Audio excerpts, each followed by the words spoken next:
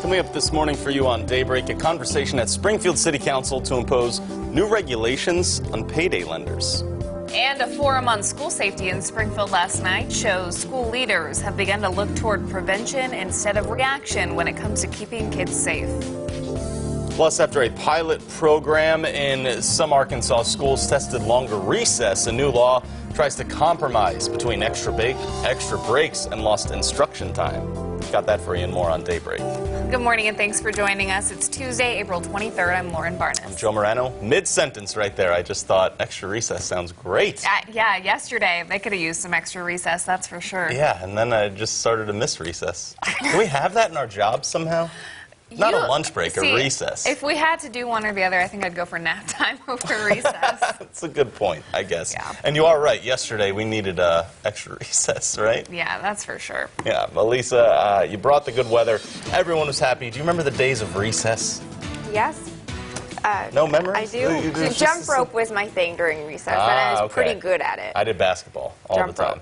Pretty good. Okay, hopscotch. Yeah? Yep. All right, I like this. We'll bust this all out someday. We got a big floor here. We have space that we can We do have all the room in the world for all of that. This will work. What about today? Are we going to get something similar to yesterday or a little different? No, today is where we start that unsettled pattern, so some scattered showers and storms today and tomorrow. It looks like we've got a couple of raindrops on the camera in Springfield. Those showers not really popping all too much yet. That might be mist or maybe some sprinkles. It's 64 degrees right now in Springfield with calm winds and cloud cover. You can see we've got some mostly cloudy to overcast skies across the Ozarks. We do have maybe a few showers starting to pop from Monette through Springfield and Marshfield. It's hard to tell because all of this green you see here is ground clutter from the radar. That's not rain.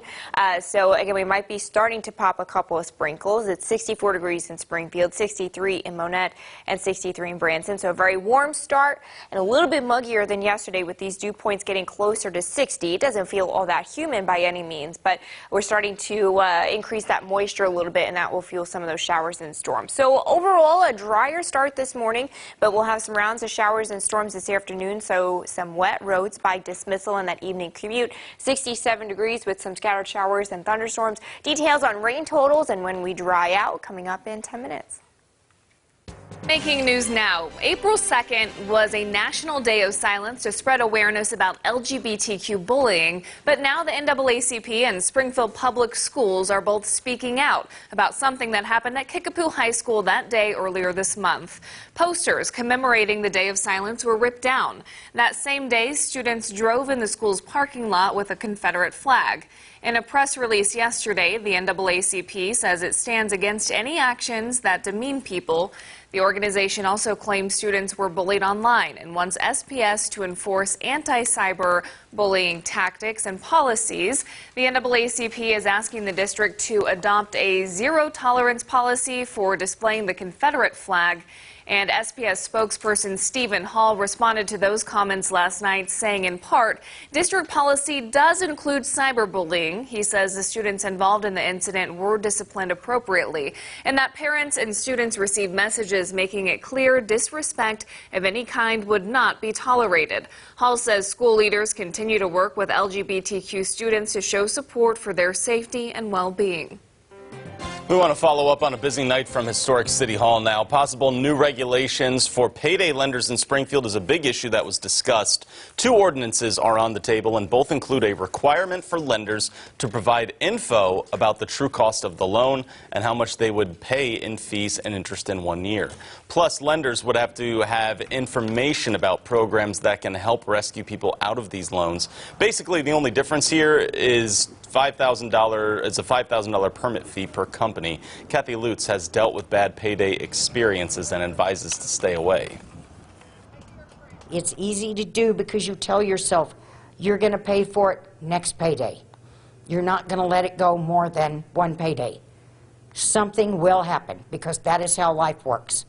My husband calls them boulders from outer space. They just drop right in the middle of your life when you least need them to. The council did not vote on this last night. This was just the first reading. More to come later on. And it was just a very busy night overall at City Hall. That's right. We want to show you some of the other items from last night's agenda that council acted on. Members voted unanimously to elect Zone 1 Councilwoman Phyllis Ferguson as its new mayor pro tem. Ferguson replaces Councilwoman Jan Fisk in that role. Council also passed a proposal to add minimum distance requirements for medical marijuana dispensaries and manufacturing facilities from schools, daycares, and churches. That measure is voted on in 2 weeks. City Council approved a minimum lot width requirement for existing lots in the Phelps Grove Urban Conservation District and established regulations for all new construction in the neighborhood. And 6 new projects were approved by council. Those include a Jordan Valley Ice Park cooling tower, College Station and Hers Park car maintenance, along with Boonville and Central parking lot improvements. Well, yesterday you might remember we told you about a forum to talk about school safety in Springfield. That panel included school leaders and stakeholders. Associate Executive Director for the Missouri School Board Association and Springfield Board of Education member Jerry Lee says the focus on keeping students safe has shifted to prevention over the years. Changes with the focus of a lot of effort that needs to be done on a preventive basis rather than mitigation after the fact, dealing a lot with mental health, dealing with things that's going on in school to hopefully address the causes of what's happening as opposed to the symptoms of what's happening. The panel also discussed getting metal detectors, but school police director Jim Farrell says metal detectors aren't always foolproof as sometimes items can slip past screeners. Moving on now, you're right to know 3 Mountain Home children are missing. Arkansas State Police say they disappeared yesterday and were last seen at Keystone Apartments in Mountain Home, Arkansas. Cheyenne Romine's family car was seen leaving the apartment complex. Police say she may have taken the van and left the complex with the children. It's a green 2001 Dodge Caravan with an Arkansas license plate reading 517 UWW. If you see that van or the children, you're asked to call police right away. We also have some education coverage for you. Next school year, many elementary students in Arkansas will get double the recess time. A new law increases playtime from 20 to 40 minutes a day. Hannah Zettel is with the explanation. Well, Lauren and Joe, several North Little Rock schools were part of a pilot project this year to try out an hour-long recess. School officials say the students, of course, enjoyed it, even stayed more on task. But for teachers, it cut into their instruction time more than they expected. School will still start at 7:50, but instead of that final bell ringing at 2:30, it'll be at 2:50 to avoid lost instruction time. Some will extend lunchtime recess by minutes, another 10 at the end of the day. Others will use it to fix tardiness. They say this new law strikes a compromise. Putting that extra recess first thing in the morning, so that can be an incentive to get kids to school on time. And then if they are a little bit late, it's not taking out of instruction. They need to communicate with one another. They need to work on problem solving.